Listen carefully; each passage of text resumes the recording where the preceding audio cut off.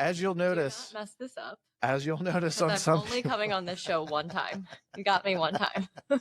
Fair enough. Until you're famous, and then I'll come back. And then back. Well, yeah, exactly. We got to parlay that. So I did wear the mustache just for you. Really, I noticed, and I'm deeply hurt and upset by it.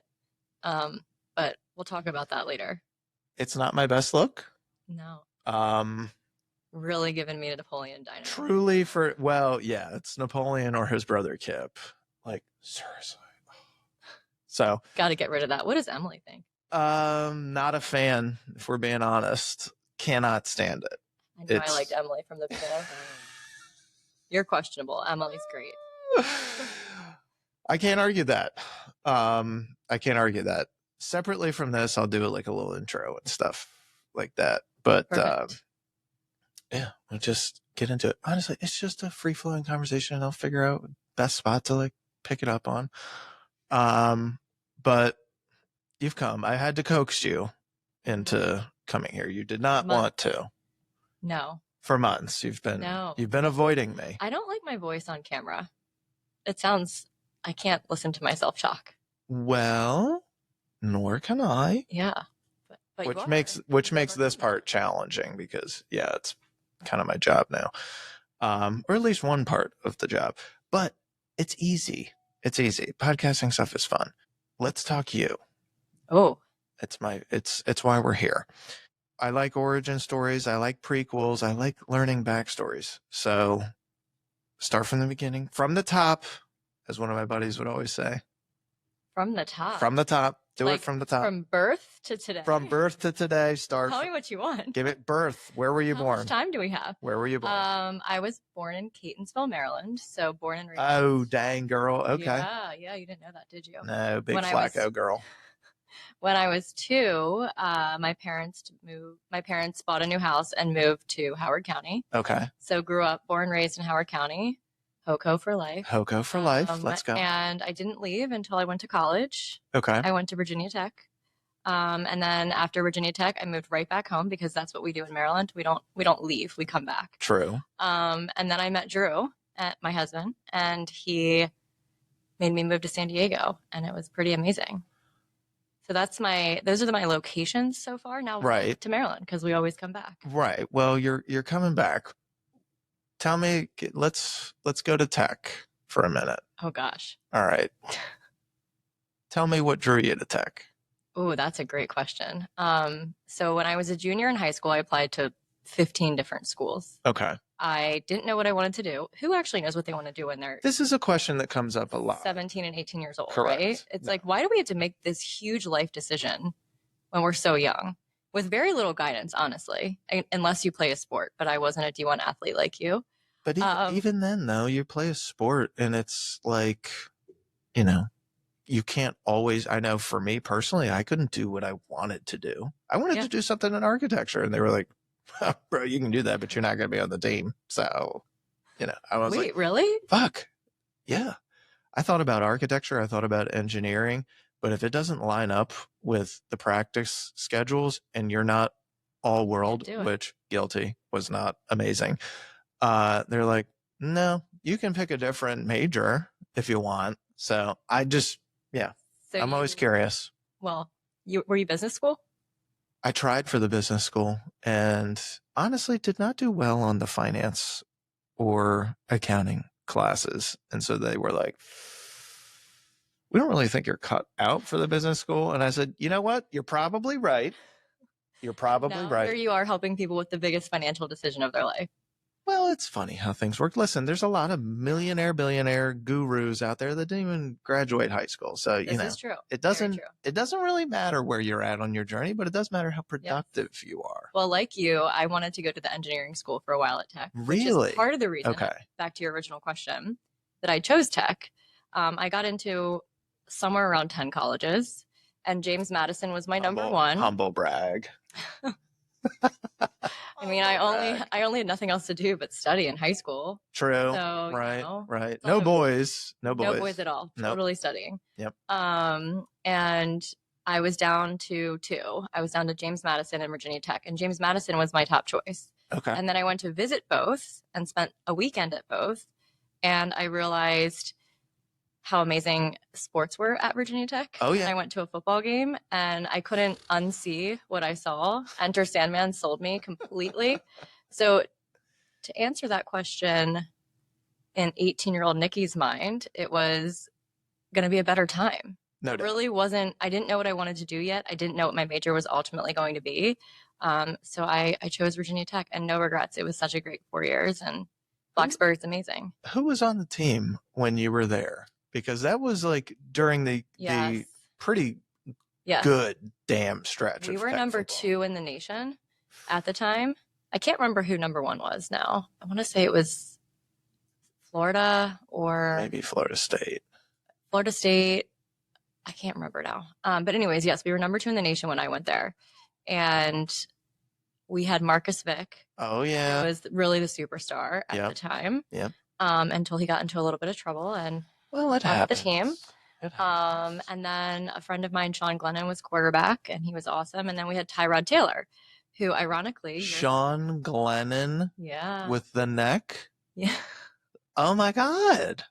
Okay, we're gonna have to like put a picture of Sean Glennon on this spot. He's got a legendary neck. It's the longest neck I've ever seen. Oh my God! I actually no one has ever said that to me. Really? I've never. No. And he dated a friend of mine throughout college for a while, so I was around him quite a bit. But I think like his father might have been a draft. Is what I'm saying. Shane, you cannot say things like that. Well, he could see over the line because of that. So, yes. And great guy. That worked out. But yes, so we had a great team and we were very successful. Awesome. All 4 years I was there. So lots of great Some would say you might have had something to do with that. Of course. Well, naturally. I'm at the school. They felt your energy and they said, well, we can't let her down. We can't let her down. This is this. Oh my gosh. She represents our student body. We have to do this for her, guys. Yes, okay. It was a good time. Blacksburg is a great town. It was truly just a small town feel, all college, nothing else there. So I would, every time I talk to a now graduating senior who might be going there, is considering, I'm like, you have to. It's the best 4 years of your life. What do you do when it's not football season? Well, it's not a huge bar school, which was great for all the underage years of college. Well, true. But it's a lot of getting together with friends, doing stuff on and off campus. Yeah. There are other sports there and other games you went to. We used to go to a lot of baseball games. What else did we do? Gosh, that seems so long ago, Shane. I'm coming up on what? If I graduated college in 2009. 16 years ago? God, don't make me do math right now. That's why I didn't get into engineering school. Yeah. That's a lifetime. Oh my God. Yeah. It is. Shit. Well. That's college. As you're going through college, did you start to figure out a little bit more of what you wanted to do? I did. So by junior year, I was really committed into the business school. I was committed into an avenue in business. I thought I wanted to do something more related to marketing. But I've always been a natural people person. I've always enjoyed talking to people, learning about people, getting really curious about their backgrounds and their histories. My dad has always been in sales. He owns a company. My mom was in sales for a long time before she had kids. So it kind of naturally hit me. I was like, well, I got to be in sales. I have to. some capacity. The whole family was. It's a great relationship-based business. Do you ever have like reservations with it? Like, most sales jobs are commission or at least partially commission. Do you ever have reservations, or were you thinking like, fuck, I'm young, if I'm going to do it, now is the time? I wouldn't say reservations. I've been at 4 companies since college. So I'm very loyal to the companies I work for and what it is that I do. And I've had success in all of them to some capacity, right? Where were you starting out? I started at my dad's company. Okay. Actually, this is a funny story. Tell me more. So my dad owns a small industrial company based out of Columbia, Maryland. It's called Baltimore Rubber and Gasket. So when I told everyone in college I was going to work for Baltimore Rubber and Gasket, there was a lot of questions about what that was, which was quite entertaining. And then when I got there, I was like, oh, well, I'm the owner's daughter. Like, he's gonna give me a nice place to work, and You would think he's gonna teach me the ropes and all that stuff. And he was like, here you go, general manager. You're gonna teach my daughter everything. And actually, I want her to start in the warehouse. Go put a hard hat on her and like steel-toed boots, and you're gonna teach her how we make our product. So he gave you like a full on. Yes. It's not The Apprentice. There was another TV show out there where like the CEO of the company goes undercover boss. That's what it is. You went full undercover boss. Let's start her in the back, get her a toothbrush, and she's going to start scrubbing the toilets. Oh, I had to do that too. Oh my everything. God. But I will never take any of that experience back, because I learned everything from management of a small business to the sales side of the business to actually invoicing, accounts receivable, accounts payable.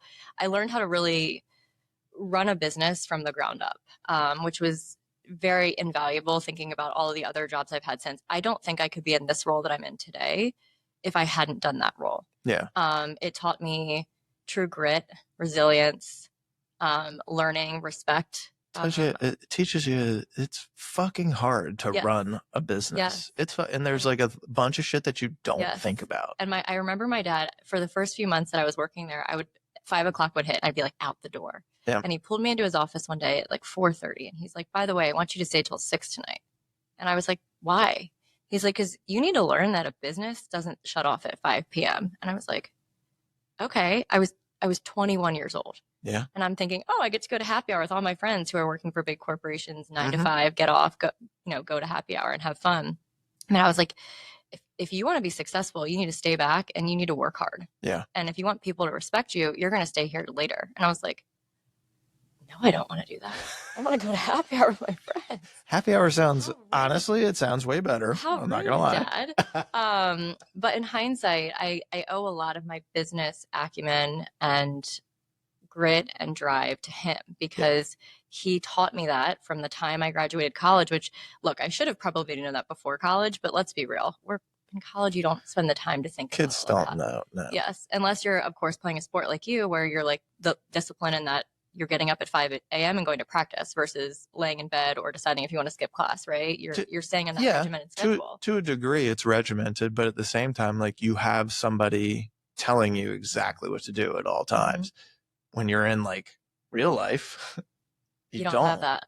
Yeah. And if you run your own business, you have to be the person to tell yourself you got to do all the shit. Yes. So if you can't do that, it doesn't matter how disciplined you are to be able to do stuff. You still have to have somebody tell you what to do. And it's not going to be a successful venture if that's how you operate. 100%. And I don't think I would have seen any success in the last 3 roles I've had following working for my father if I hadn't taken all the lessons from him and applied them. And I still, to this day, when I'm getting tired or it's the end of the week and I'm ready to go home, I hear my dad saying to me, no, like, dig a little deeper. You got to dig a little deeper to figure out a solution or, get an answer or help somebody out. So I really respect him, and he's really been a mentor to me in my business career. That's cool. Yeah. What'd you do after Dad?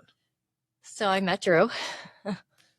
At a lovely Put a picture of him up on the screen next. At a lovely concert in Washington, D.C. David Guetta.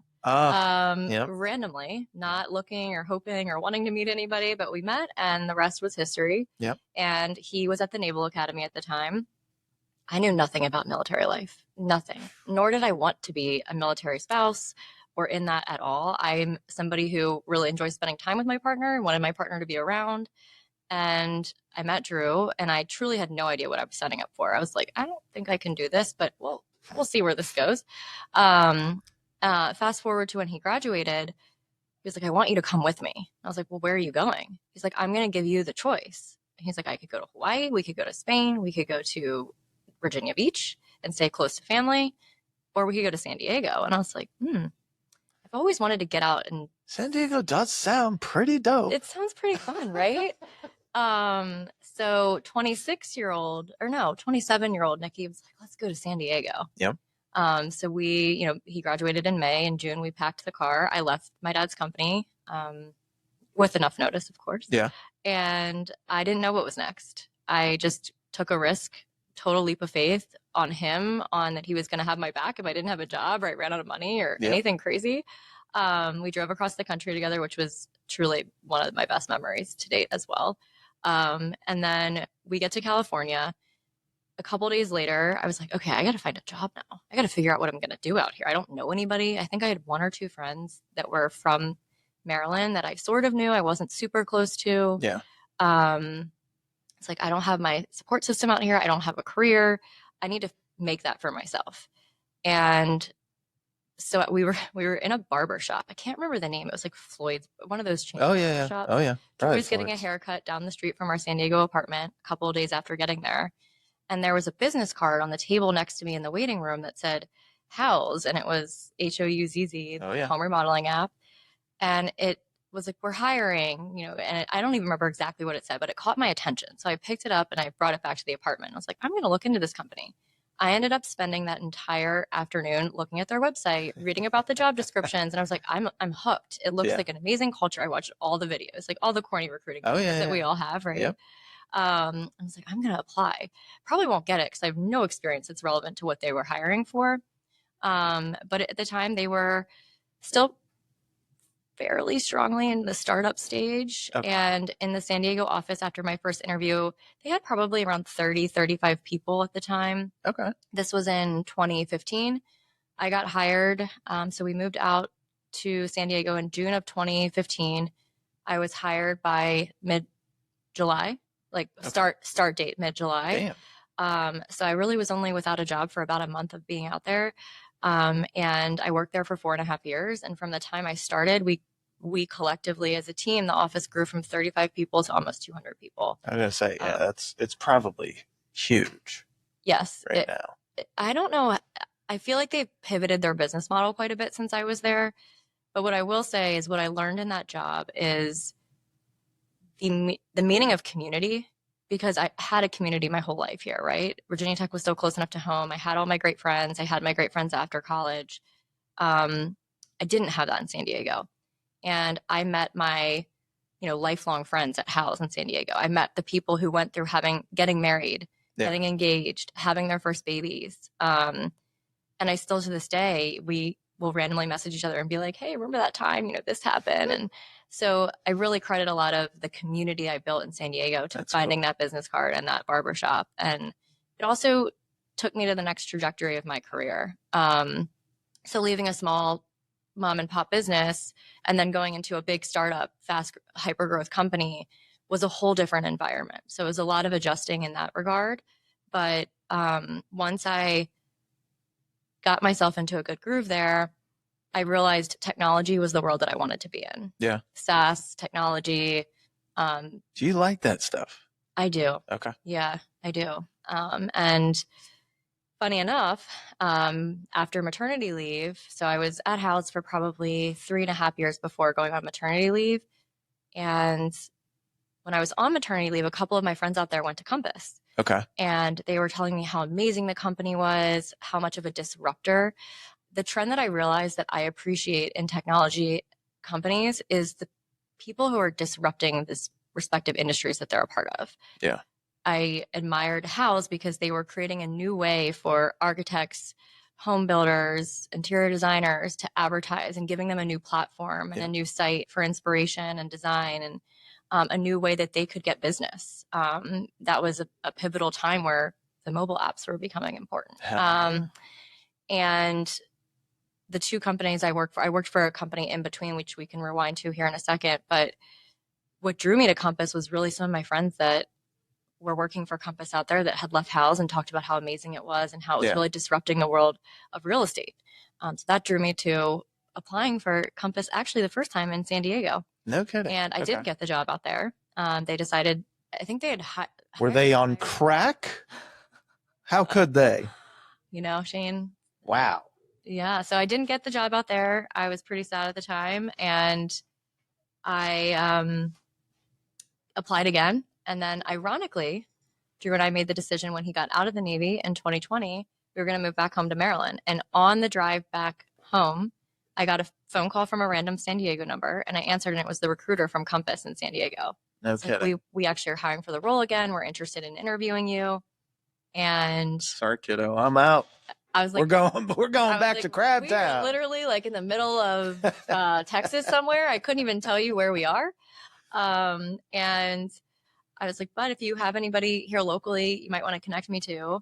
And they did, turns out. And they connected me to the local team here, and the rest is history. Well, shit. Been at Compass for almost 5 years now, which brought us together, Shane. Yes, it did. Yeah. Yes, it did. Yeah. Well, what was it like in the early days at Compass? Because it's kind of notorious for, well, I guess it would be the same thing for most startups. Mm-hmm. It's a lot of information in a short period, and the expectations are always higher than, some place that's more established, because you got to play catch up. And so we got to rev it like 100 miles an hour at all times. Mm-hmm. What were those first days like? First days here in this market. Yeah. Well, we can reflect back to our old office space here. Well, I came in at an interesting time too, because it was still COVID. I started December 14th, 2020. Yeah. And the world was still very much virtual. People were not really going into offices all that much.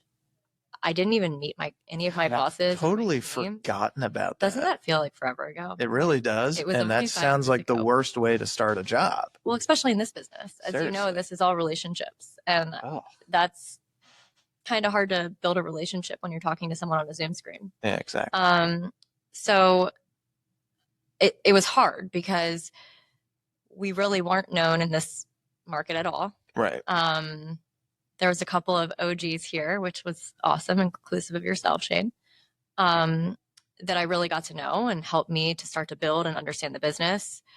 But in terms of what it was like from a hyper growth perspective, there were moments where I had people tell me to my face, respectable, high producing agents in this marketplace, say, "You're going to fail. You're not going to do this." I looked around and I was like, well, I don't think you're quite following the trajectory of the industry right now. And I believed in what Compass was doing from the very beginning. I believed in what the opportunity was. And I believed in my ability to build enough relationships with people that I genuinely care about and want to see their lives and their careers get better and change. So I worked overtime. It's funny. I was thinking about this morning. I was like, what is Shane going to ask me about my career journey today? And what are we going to talk about related to Compass? And I was thinking back to the early days where I would meet agent after agent, coffee after coffee, and they would tell me they loved me, right? And wanted to work with me at some capacity, but weren't ready to think about Compass because more of the traditional brands still held the market share. They had wonderful managers and wonderful relationships with the people in their offices. And I understood all of that. But to me, I looked at it as, this is just a matter of time. And I fast forward to 2025, and here we are, sitting in our beautiful new office. And many of those people who I had those coffees with 5 years ago, they're in this office now. Yeah. And that is what's meaningful to me, is that I built enough of a relationship from 2020 to 2023, 2024, 2025 with somebody that when they were thinking about a career change for themselves, I was on that list that they called. When I meet with somebody, my only goal is, can I add value to what it is that they're doing? Can I make their lives better? And if I can't genuinely say yes to one or two of those questions, I'll end the conversation. I won't ask somebody to move their business or their life to a company that isn't going to do those things for them. Well, I think you hit on something that's like, it's a pretty unique quality, especially in this business where it is very people oriented. You're very persistent yet patient, and that's a tough thing to do when you have quotas and metrics and all this other shit that you got to hit. But it just speaks to kind of like what your dad said and how he kind of raised you, where it's like the business doesn't just turn off. Mm-hmm. You've got to go and go and go, and it might not work right away, but keep powering through, keep persisting, and eventually good things will happen. So it's been pretty damn cool to watch, because I remember having those conversations with you early on. Where I was like, I'm just going to come join your team, Shane. Exactly. Yeah. But I also remember people like doubting you. It was very difficult. New person in a new growth market, and what the hell are we going to expect? It's just, I commend you for being able to do what you've done. Thank you. Thank awesome. you. And going back to the comment I made about people telling me I was going to fail, I think there's two ways that you can address that, right? Or two mindsets you can have coming from that. You can say, okay, that person's right. I am going to fail. And you can kind of crumble and go do something else and quit. Because there's plenty of things I could go do, right? I mean, that's what we've all worked so hard to build a platform for ourselves and we've educated ourselves.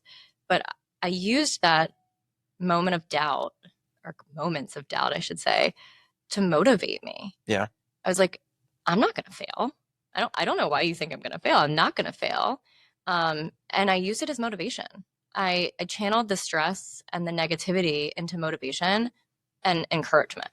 And that's a really hard thing to do. And it's another thing that I've had to teach myself over time, because in my first role, and we haven't talked about the company I worked for between House and Compass, but I worked for a small company called Mercado. And at the time, they were an indie grocery delivery company.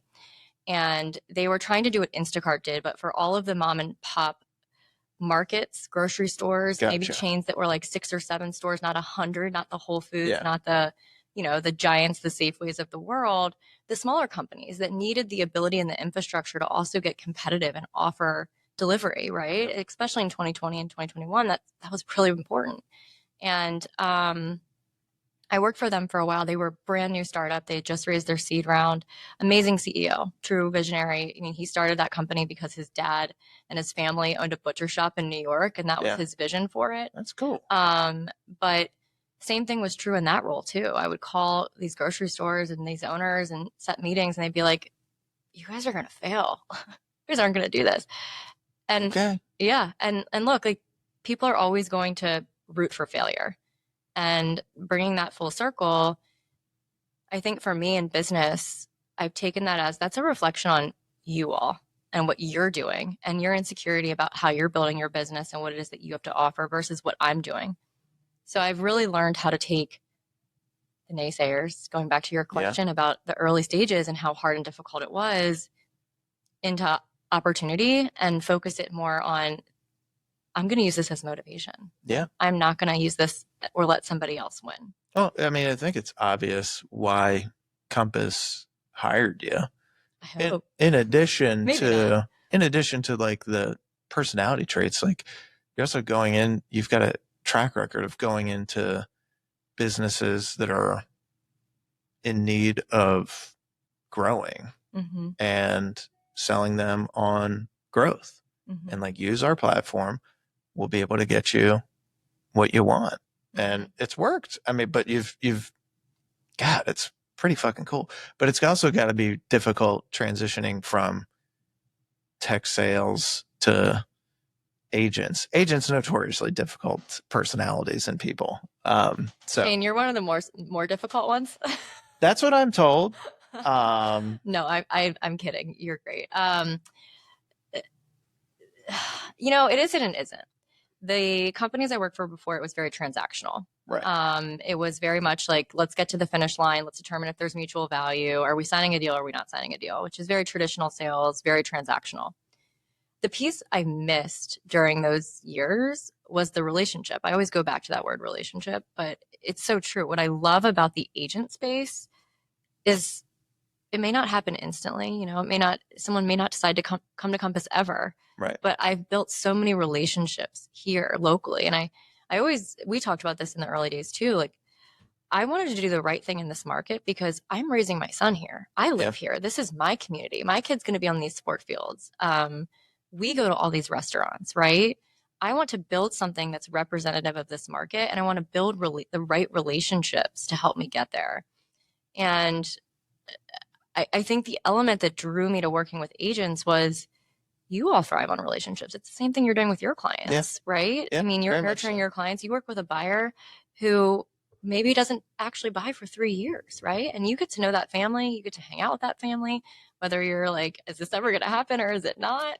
Sometimes it doesn't. Yeah. It doesn't. But sometimes it does. And it's a fucking cool feeling. Yes. Like, you made someone's dream come true. Exactly. And you found them a place that they're going to raise their family, or they're going to take that next chapter in their lives. Like, it's really when the same is true for what I do. When what gets me out of bed to do this job is the opportunity to really change someone's trajectory of their real estate career. Yeah.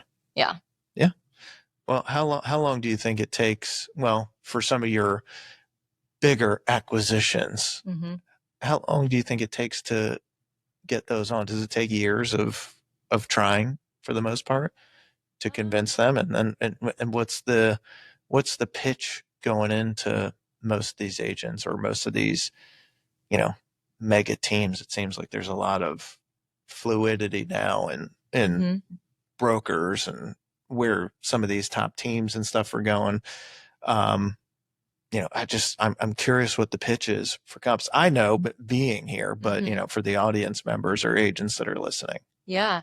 So the first question you asked was timing. Yeah. Timing's a funny thing.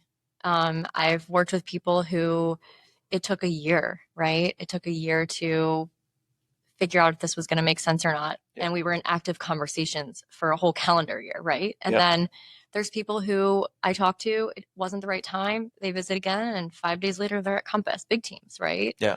So the timing piece is really just, it's interesting. There's not really a trend or specific answer there. Okay.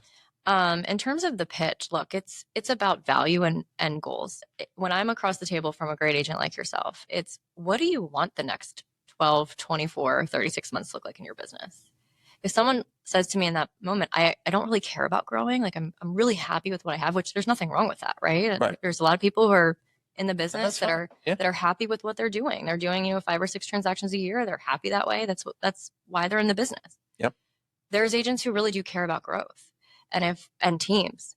And if that is the answer I get in initial conversations, it's, well, I need to show you how we've been able to do this for XYZ agents across the country, right? Yeah. And I use data because data doesn't lie.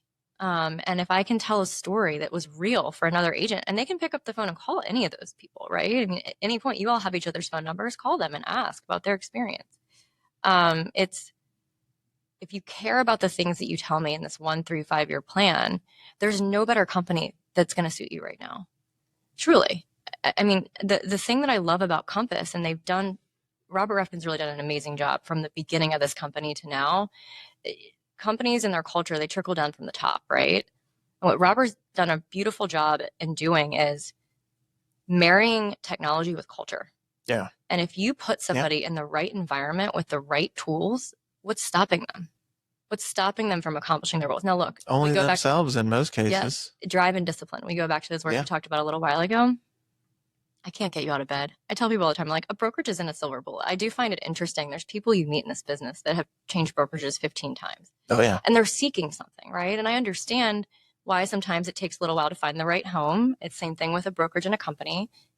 But a brokerage isn't going to fix your problems. You have to get yourself out of bed. You're an entrepreneur. You get out of bed, you chase those goals. But if you put yourself or you align yourself with an organization who has the right support, infrastructure, technology, and culture for you, the sky's the limit. And what's been really fun for me, going back to the growth of Compass from 2020 to 2025, when I started, it was just me, one manager, and a couple of founding teams, a couple of agents. Now, fast forward 4.5, almost 5 years, we're almost 350, 375 agents. I'm going to have to pull all the rosters and count again, and 5 offices. So the growth story for me has been fun to see the success that exists here and the relationships that are being formed behind these walls. I never wanted to build a company that was a Long & Foster 2.0 or a Coldwell Banker 2.0 or a Keller Williams 2.0. I wanted to bring new people into the room together that they all admired. They all thought were collaborative, right? The important piece of Compass and to protect that culture piece of it is, are they collaborative? Are they going to come into the office and provide value for the other people that are here and for themselves? And watching the new relationships that have unfolded in my different offices has been really fun. People that weren't necessarily in the same offices before, right? I don't know if I'm answering your original question right now. Well, I don't know either, but that's okay. You asked me about the compass pitch. Hopefully that. Well, I mean, that's a pretty good pitch. I'm in a trance right now. What are some of the biggest pushbacks that you get from agents other than, hey, it's not the right time? Yeah. I think I was taught very early in the business, there's going to be these three commonalities that you're going to hear in terms of why an agent ultimately doesn't make the move. One is timing, like you just said. Yep. 2 is loyalty, and 3 is comfort. Those 3 things are, now there's a lot of little buckets underneath all of them, right? That we could talk about it deeper, but some people are really just comfortable where they are. Yeah, and I get that. And you can't break comfort, right? Now, what I always say to people is, what's that famous adage we all know is growth doesn't happen in the comfort zone. No.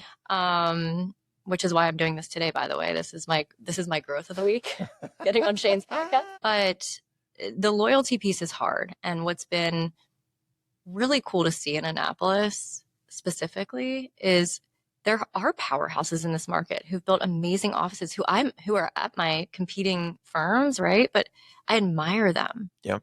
I admire them and what they've built, and I strive to build what they've built, right? So the loyalty, I understand and appreciate. And I'm like, if only one day someone else is calling and another company's calling and my people are like, no, we're loyal. We love Nikki and we love our manager, right? Exactly. And that's the dream. That's what you want to build. So I would say those 3 things are the overarching themes of why people ultimately don't make the move. But of course, there's lots of one-offs in there. Well, of course. Yeah. Of course. What do you guys look for as a recruiter and an agent? It's a great question. So I'm going to answer this question in a roundabout way. Okay. So a year and a half ago, I went to lunch with a top agent in the Howard County market. He told me his whole story into the business, and he is somebody I really admire. He's not somebody we're currently working with at Compass, but an agent I really admire. And he said to me, by June of 2024, I want your business to be 100% referral. Because we were talking about how he built his business and named his team and where his business comes from today and how we got to that point. And I was like, I don't know if that's ever going to happen for me, right? Cold calling is such a big part of what I do and part of the job. But I was like, okay, I'm going to try really hard to build a completely referral-based business. And sitting here today in May of 2025, so almost a year later, my business is almost all referrals now. So to answer your question about what I look for in a potential customer, right? Because I look at you all as my clients, right? That's really important too. What I look for is, one, that trusted referral from somebody else, right? Somebody who I've already brought here, who really meets the values of Compass and what it is that we strive to build as a company, which is, are they kind? Are they collaborative? Are they operating ethically? Which we could talk about all day. Another podcast about the wild stories and things you see in this market, right? That's right. But are they kind? Are they collaborative? Are they ethical? Are they going to make a positive addition to the office space?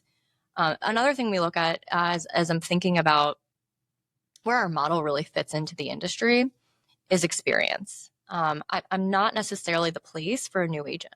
I'm not. Now, team leads like yourself and other great team leads in all of our offices, they're great for newer agents who need mentorship and all of that. But I look at Compass as, yes, are we able to help mentor and train? Is there a lot of that going on internally? Absolutely. But really the experience also matters. So I typically am looking for an agent who's about 2 years in the business as well. Yeah. Has done some transactions, because I think that adds value into, again, the relationships and the culture that are forming here. So to answer your question, it's really heavily referral based at this point, thankfully. But when I was in the earlier stages, it was turning to all of you.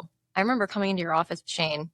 Yeah, you're sick of me. Who are these? Who are the best agents to get? It's like, yes. Oh my God, Nikki, go. I'll never forget our first phone call. I called you and we talked for like 45 minutes. And I was like, Shane, I'm reading you this roster right now. I need to know about all of these people. I said, no. And I was like, okay, curmudgeon. Yes.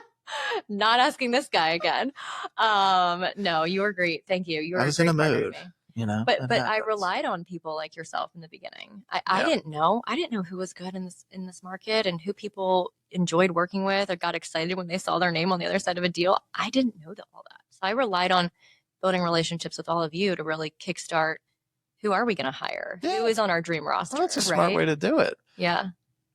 Give me a, for whatever you can share on a signature signing for you. So getting an agent on board and what that negotiation was like. One specific example? Sure. You don't have to name names.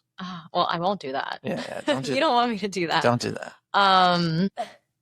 People say this to me a lot. They're like, so your job is to negotiate with negotiators and sell to salespeople? I'm like, yeah, that's what I do. Sometimes they're pretty good at it. Other times, not so much. Yeah. You know, negotiation's a funny word for me because to me, it's about value. And if I've showed enough value or I've aligned enough with that person's goals or interests or what they're missing in their business, right? Yeah. Goals aren't going to make an agent move brokerages. And one of my former bosses said this expression to me before, and it really stuck with me. You're not going to wake up in the middle of the night and go to CVS or Walgreens to buy vitamins. You're going to wake up in the middle of the night to go to CVS or Walgreens to buy Advil. And you need to understand, does somebody have enough pain or challenges or opportunity that they're willing to wake up in the middle of the night and say, I'm going to leave this company I've been at for 5, 10, or 15 years. Yeah. And I'm going to go to a new company. So it's about early value creation and understanding of, is there a real reason this person should even be considering change? Yeah. I tell people all the time. In fact, just yesterday, I told this to an agent, a wonderful agent. It's not worth us taking another call right now. You know, you've been at your company for 10 years. You're running a great business. You feel like you have everything you need. Why take the conversation with me? Yeah. Why are we help me understand what I can potentially do for you, right? So negotiation for me is usually by the time I'm at the point of talking numbers or getting into the negotiation, I already know if the agent's coming to Compass or not. Yeah. And that's just a matter of like, what are the terms? It's just a matter of finalizing on the terms, right? Yeah. So I don't know if that answers your question. Yeah. From a place of what I can share on the house cats right now. But yes, I think by the time I get to that place, I know if an agent's joining or not. What's it like when an agent onboards? That's a great question. So I do feel like at Compass, and I'm maybe biased, we've really buttoned that process up, especially, since the early days. You talked about the early days. We didn't have staff yet and we didn't have a ton of support. But once an agent has made the decision to come to Compass, we have an entire team internally that I work with behind the scenes. I always tell my customers, my clients, I'm like, I don't want you to worry about anything except for making sure you have everything you need, having a couple of tough conversations, right? It's never fun to have conversations with your manager or other colleagues and let them know that you are considering change or you're making a change. Those conversations are difficult to navigate, and I understand that. But once an agent's here, we cover and take care of pretty much everything but those pieces we can't, right? So if there's active deals going on, we help navigate the transition of active deals, right? Or if there's stuff under contract, the direction of what you do with that. We set up all of the tools that they're going to have once they're here, the Compass technology platform, the email, we get sign riders, business cards. My goal is, while there's always road bumps, right? There's always going to be some obstacle we encounter. I never sell this pipe dream where a move is going to be the easiest thing that you ever do. You're going to have to get excited about learning new things. Yeah. And if you're not, don't do it. You're just going to be frustrated. But once we have all of that stuff done, it's just ongoing support, ongoing training, making sure they understand how to maximize the impact of the tools and the ecosystem at Compass to really just take their already thriving business and plug it into a model that can help put that on steroids. Yeah. And understanding the type of support and who to go to for what here. What's one trait that makes someone great at recruiting? Listening. Ah, well said. Listening. Well said. I think that's the trait that makes you great at anything in life. If you can say that again, really actively listen. Shane went right over my head. I know it did. Then I caught on. That's all right. So listening, it's the most important thing. If you can listen and actually hear somebody, actively listen, there's a difference between listening and actively listening. This is true. active listening requires a lot of focus. Yes. And many times we don't have that. Yes. What's the best piece of advice you ever received? Oh, I feel like I've given a couple of those little nuggets already. Let me think of another one. That's a tough one. It can be from dad. It can be from tech, a professor that you had. It could be from a boss at Compass or House. Best piece of advice I've ever received. I'm so cliche with all of this. I always go back to all the quotes and the things that people put. It's one of the things that drives my brother insane. Motivational quotes. He's like, I don't understand why people buy these books that continue. It's like the same thing. You know what you got to do when you fall down? You got to get back up. Yeah. And we always joke about that. Like, oh, well, that's a thought. I didn't think about that. That's nice. I'm stumped right now. I really am. I might have to think about this one. Well, let me ask you this. If you weren't doing recruiting, what would you be doing? Another good one. Man, you're hitting me with these zingers at the end. I'm trying, gosh. Honestly, I have to say, I think I'd be an agent. You think so? I do. Yeah. I love what you guys do. I love what you do. I'm obsessed with the business. It is cool. And if I wasn't going to be an agent, the other thing I dream about a lot is working for a high-end custom builder and being a project manager for a builder. So fun. Yes. Those are two things I have on my list of, if I was to pivot at any point in my career, I think I would tackle those two first. If you can look back, we all have mistakes. Mm-hmm. What do you think the biggest mistake is that you made in a recruiting pitch? I make a lot of mistakes. Yeah. I'm human. Samesies. Sometimes. I think if I were to think of a theme related to a mistake, it's getting to numbers too quickly. Okay. It's getting to a conversation where there's nothing behind any of that or no value represented. Right. Too quickly. You don't have the relationship and the rapport built up, and or I don't even understand what's important to that person, right? Back when I was earlier in this position, I would get an agent who's doing, $40 or $50 million on the phone. I'd be like, oh my God, I'm so scared to talk to you. Like, you're so successful and I don't know what I'm doing yet. And I would just answer whatever they had thrown my way. Instead of being confident and defending what it is that I offer, I would just answer the question. And I think that those are some of my larger mistakes. And then in addition to that, I think, look, I didn't always know all my markets the way that I do now. Yeah. And it comes with time, like anything else. Like, you have to have the time in the role and time to, and enough at bats, do it. Right? Exactly. If you don't have enough at bats, you've no clue what you're doing. Exactly. So I think there's a few people that I brought to Compass that maybe weren't the right fits for Compass. Yeah. Over the last 5 years, and I don't call that a mistake, right? That's a learning experience for them and for me. Yeah. But I'm really proud. What I'm really proud of in my current position and what I've done to date is the people that have come here from me. Very few have actually left. Yeah. Right. I was going to say it's very small numbers, very small turnover. Yes. So that tells me that not only did we have really good conversations up front, none of it was smoke and mirrors, right? It was real, that we're delivering and they're happy, right? That's good. That's what you want. That's the goal. Exactly. So mistake wise, I think it's the lack of confidence in the beginning in some of my conversations, and maybe not always making the right next move. Guilty of that. I mean, my God, to go into a listing appointment on some expensive house. But what did you want for it? Okay, sure. We should do that. Yeah. Even though I know deep down that is a crackpot number. That's not happening. That's never going to work. Yeah. What is one book, podcast, or resource that every Dealmaker should check out? Oh, Principles by Ray Dalio. Oh, you like that one? Okay, I haven't had that one pop up yet. It's been a minute since I read it, so I'm not going to quote anything.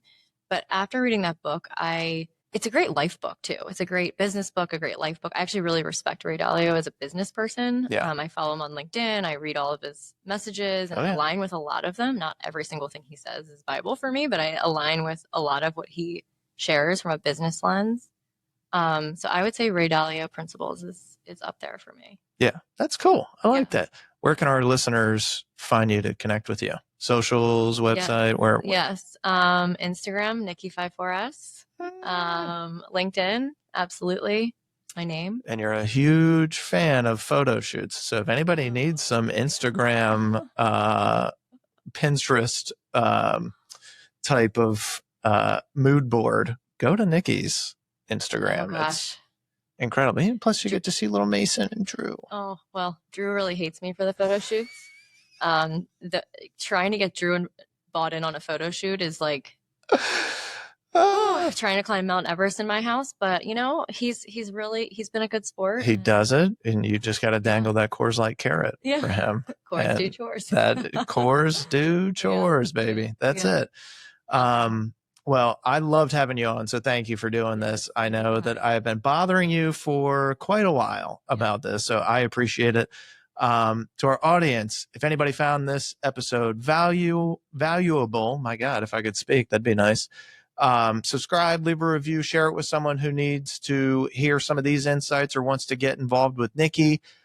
Stay tuned for next week's episode. We are going to be diving into a different world with another Dealmaker, but appreciate you guys very much. Love you, and we'll catch up soon. Peace.